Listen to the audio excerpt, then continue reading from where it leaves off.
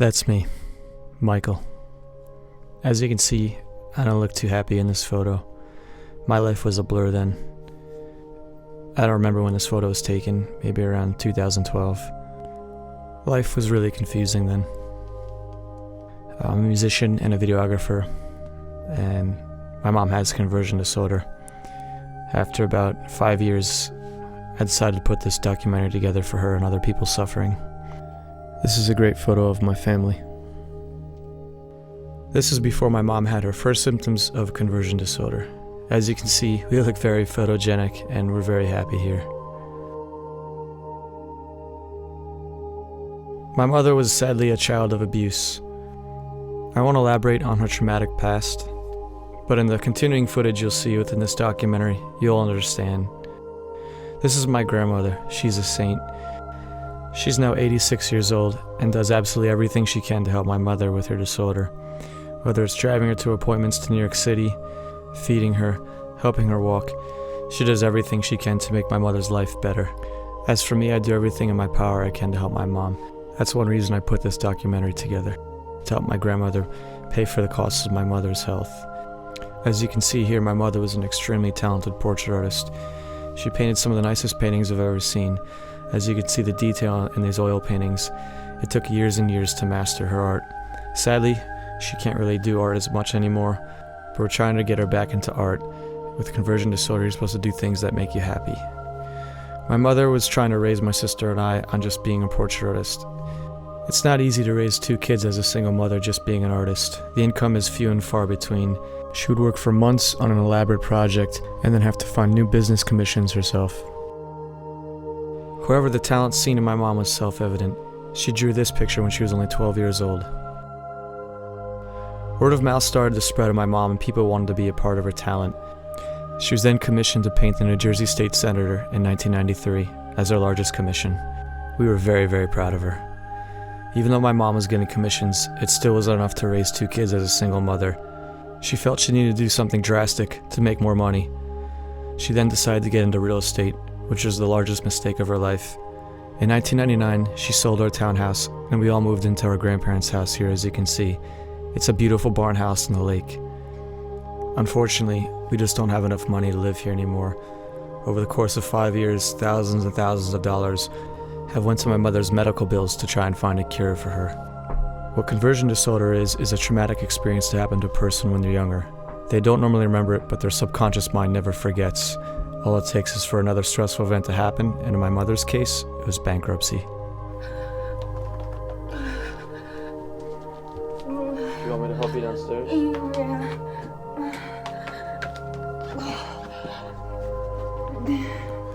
The earliest I can remember my mother's shaking symptoms were in 2008. However, by 2012, they just were getting worse, and we didn't understand why. By this time, my mother was unable to do anything, completely disabled. She could barely eat, get out of bed, walk, sleep, or get dressed. This video was for disability. She was trying to get SSI disability for 4 years. We had to videotape her shaking to prove that she was disabled. The shaking was getting so bad that she couldn't even sit still without shaking. There was no rhyme or reason as to why she was shaking. She would just start shaking, and it would not get any better. Okay. Oh, Michael, for God's sake, what are you going to do if your mother's in the hospital? Michael, please just do this. I need this for disability, please. It's really important. I'm just keeping the camera here. It's on her. Michael, just do it up close. I need you to do it on my face. So. I have to see. Wait, let's go with this. As you can see, I wasn't too happy about her condition, and it was getting to me. I didn't know how to handle it. I didn't know what to do. I didn't know how to help.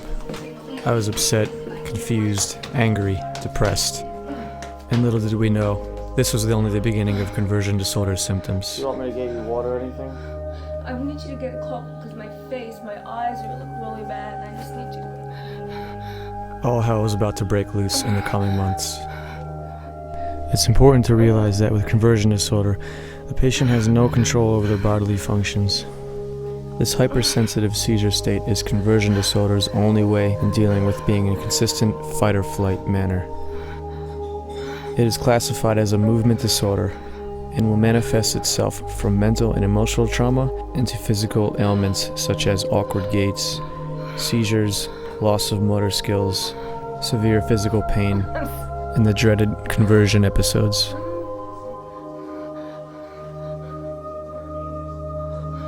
As a witness to over years of conversion disorder symptoms, I strongly recommend that anybody suffering from this disorder seek out neuro and biofeedback as one of the only ways to treat this disorder. After years and years of my mother going through this terrible disorder, we feel that this is the best treatment available in the world. My mother has been through hell and back, countless doctor visits, various medical opinions, positive, negative, emergency room visits. It is almost inconceivable how one person can endure so much pain without totally know what's going on with themselves. My mother was one of the leading factors in finding symptoms and causes for her own disorder, most of which led to the movement doctors. However, there are little to, if any, information on PNES, psychogenic conversion disorders, which is one reason why, after my mother was finally getting better, I wanted to create this documentary.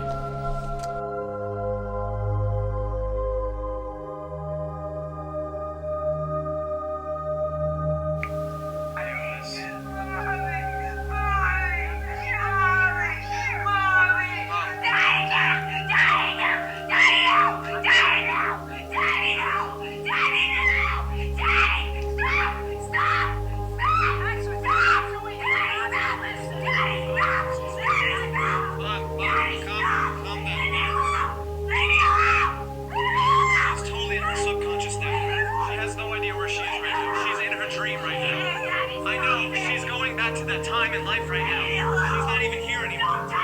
She's like, don't touch me! Don't touch me! Don't touch me! What happened? I'm under hypnosis. Don't touch me! Mom, shh, calm, Mom. Don't touch me. Mom. Don't touch me. Mom. Don't touch me. Shh, calm. In the past, conversion disorder was labeled as hysteria, and patients would be thrown into the psych ward to be experimented upon.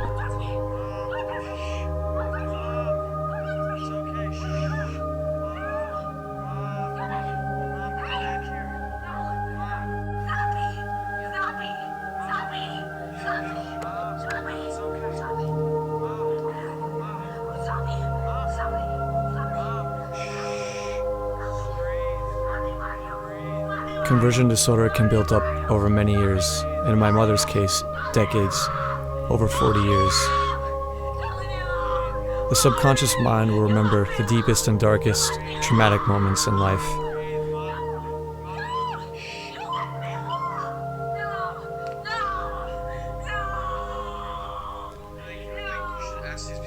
Her conscious and body will forget it, but her subconscious mind never will.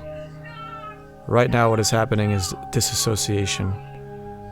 Her subconscious and conscious mind are diffracting. They don't understand how to handle reality.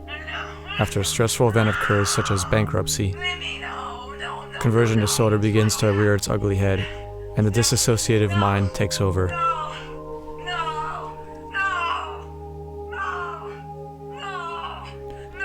What's happening now is years and years of trauma built up, finally being released in the most violent way possible. My mother had no control over her mind or any of her motor skills. During a conversion disorder seizure, and where it differentiates between epileptic seizures, PNES, or non-epileptic psychogenic seizures, a patient will understand what is going on in the room and who is there, but they have absolutely no control over speaking, motor skills, body, or any movements. They are basically rendered helpless to their subconscious minds.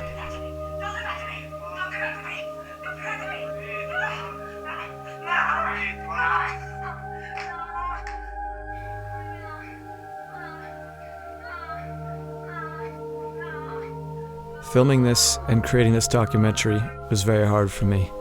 Not only hard for what my mother went through, but reliving this for me is one of the most difficult things to go through again. It was a very dark time in my life, not only for myself, but my mother and my grandmother and my whole family. We didn't know how to take the situation.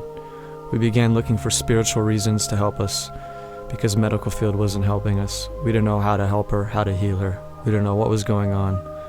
The people here helping us were very kind people. They practice a thing called Jorei Reiki, which is healing by light and energy in hand. Shortly before this, I was befriended by an evangelical Christian. When they saw my mother, the way she was acting, they were deeply spiritual and mentioned that my mother was possessed by demons, and the only way to cure her was to perform exorcisms on her. We also looked for help in other spiritual realms. We had a shaman from Ecuador come and clean the house of evil spirits. A couple months before this, she began performing exorcisms on my mother, along with her parents who are missionaries. If your family member is suffering from conversion disorder, the one thing I can tell you with absolute certainty to not do is exasperate the situation. What happened in my mother's case is before this, when she was getting exorcised, it was making it worse. When you tell someone with conversion disorder that they are a pink elephant, they will start acting like they are a pink elephant.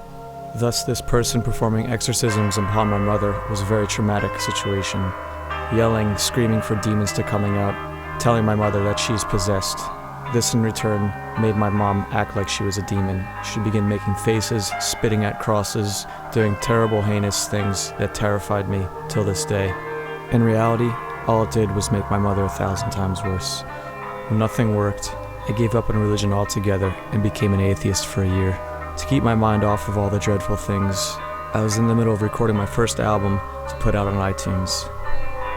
I remember in 2013, she went to the emergency room 4 times. All the tests conducted on her came back negative for epilepsy. They didn't know what was wrong with her. She seemed perfectly healthy. Yet the seizures would keep coming and coming. Some days would be good, some days would be bad. We just lived life, hoping tomorrow won't be a bad day. The only thing that helped her or cheer her up was me taking to go see the horses at the horse farm. It was the one therapeutic thing that cleared her mind of all the physical and mental pain. For me, it was my buddy Coco. The one thing I'm grateful for is to have this best friend during the hardest time of my life. I did have some good days. Coachies. What are you doing? Music and my dog were the only things that kept me sane. We were looking for answers, and we just could not find them anywhere. Every door we turned to closed in our face. Every doctor didn't know what was going on. And if any doctor was to do anything, it was to prescribe her medication. There are no words to describe watching someone you love deteriorate, and there's nothing you can do to help them. He was the glue that held me together. He was the one best friend I was searching for in life. I knew with my mom's conversion disorder, there's no way I could tell my friends what was going on, or how they could ever understand. They just could never understand.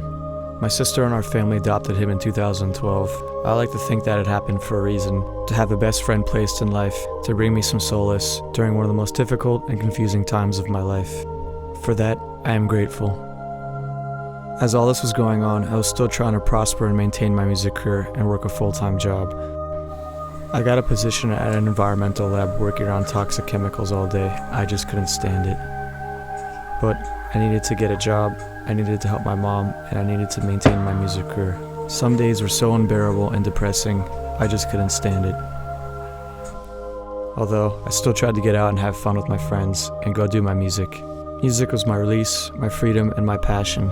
Playing live shows was exhilarating, and it was the only thing that really got my mind off what was happening with my mom.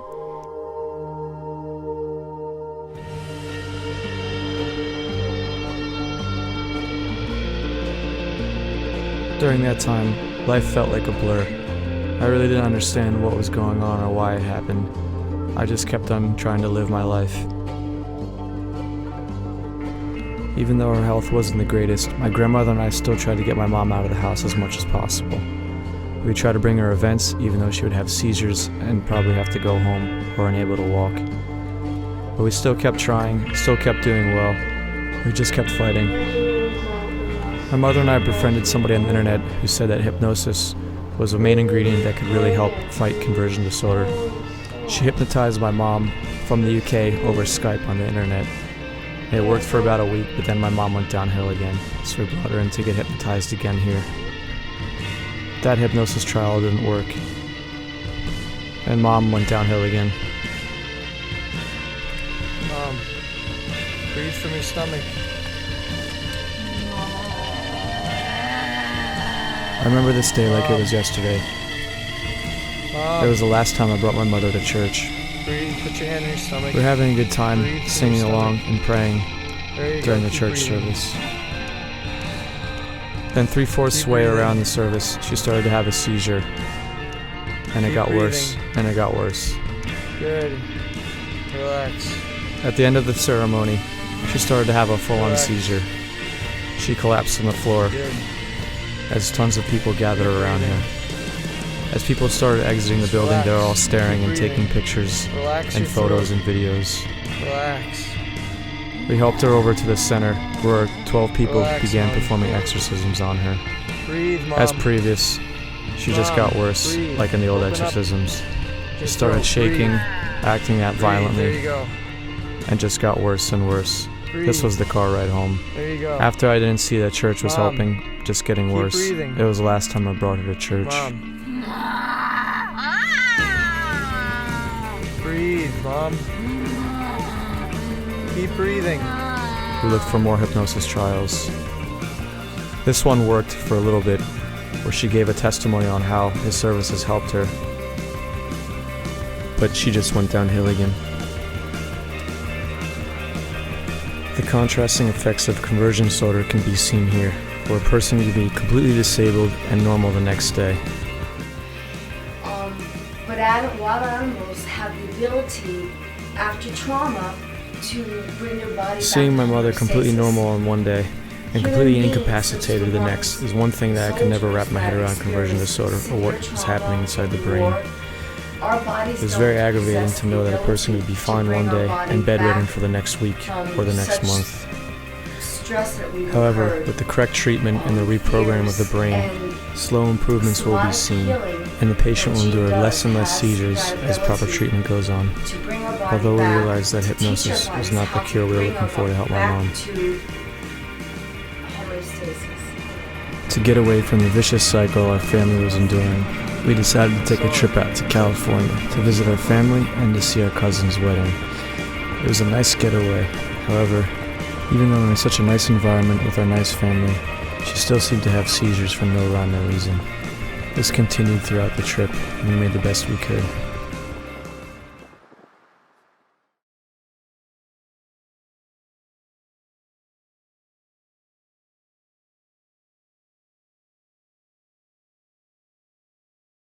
So I'm wondering if you would like to continue in that direction, if you feel like the last 4 sessions we had, which was basically after the last remapping, if that's something you would like to continue, or if you would like to move things And along then a little bit we finally more. saw the light at the end of the tunnel.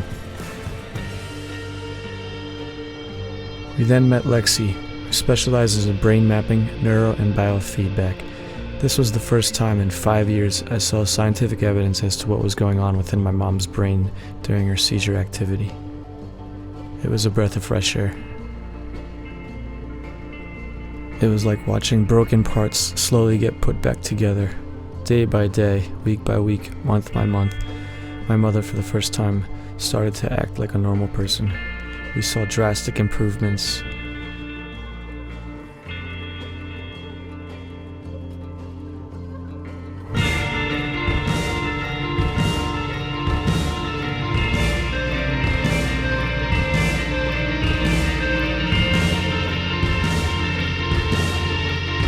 However, with conversion disorder, pain resides in the body, mainly throughout the head, neck, and spinal column. My mother endured severe pain from all the conversion seizures she had.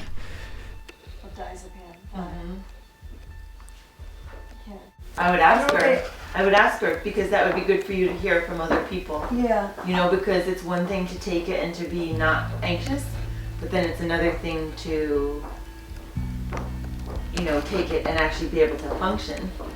Do you know what I mean? Wait, I don't know. The if these idea is people- to function, I think, in Wait, your I don't know if life. these people are functioning. And tell me how much baclofen you took?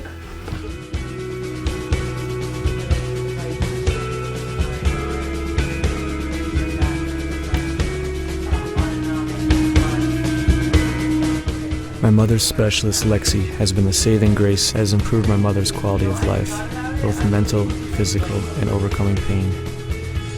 As of now, we need to finish paying Lexi for the next year, and unfortunately, insurance does not cover Lexi's practices. Therefore, all costs are out of pocket. Right now, I'd like to raise as much money as I can for my grandmother to pay for Lexi's services to finally free my mother of conversion disorder seizures.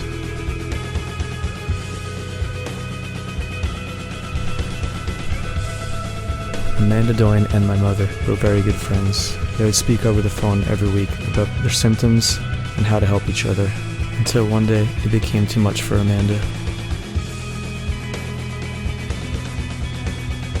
I want people to see this documentary and to know that Amanda's story and my mother's were not in vain, and that this will lead to helping hundreds to thousands of people who are currently suffering with this debilitating disorder.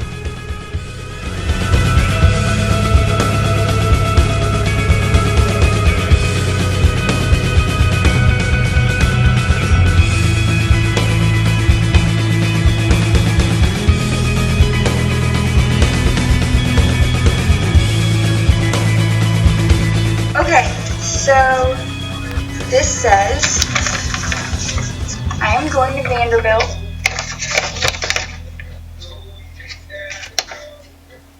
You see that?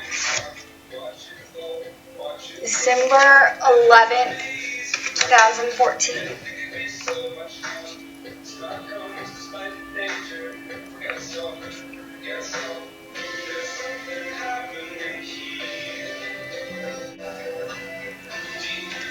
Praying for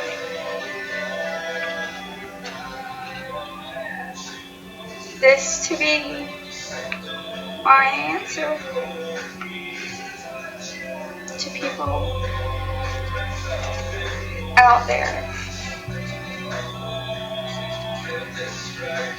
Not being able to eat normally, go to the hospital all the time, having to stay in the hospital all the time, having dysautonomia, gastroparesis, POTS, adrenal insufficiency,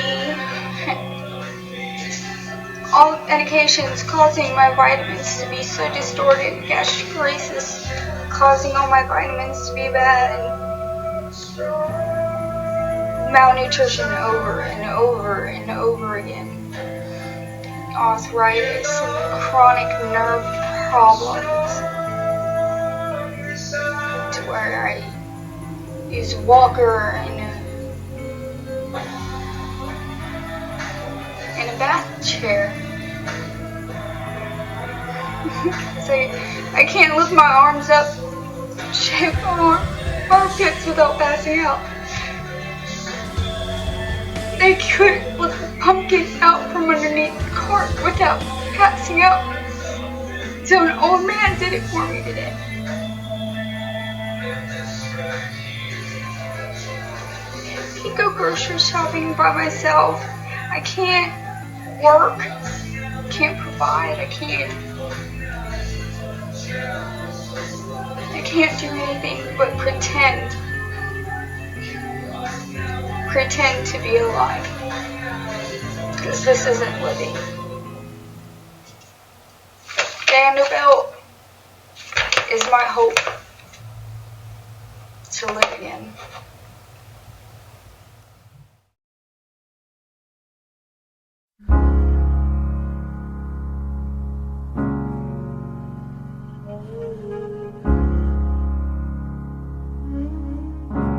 Spend all your time waiting for that second chance, for a break that would make it okay. There's always some reason to feel not good enough, and it's hard at the end of the day.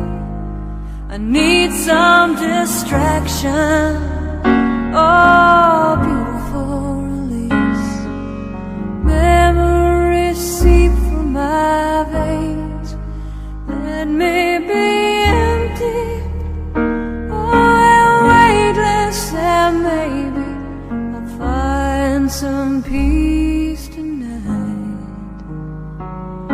In the arms of the angel, fly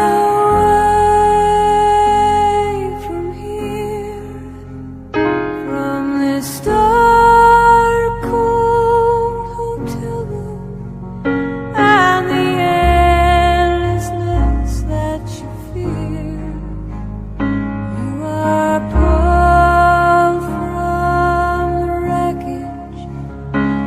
of your silent reverie.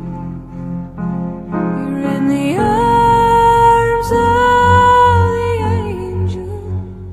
May you find some comfort here.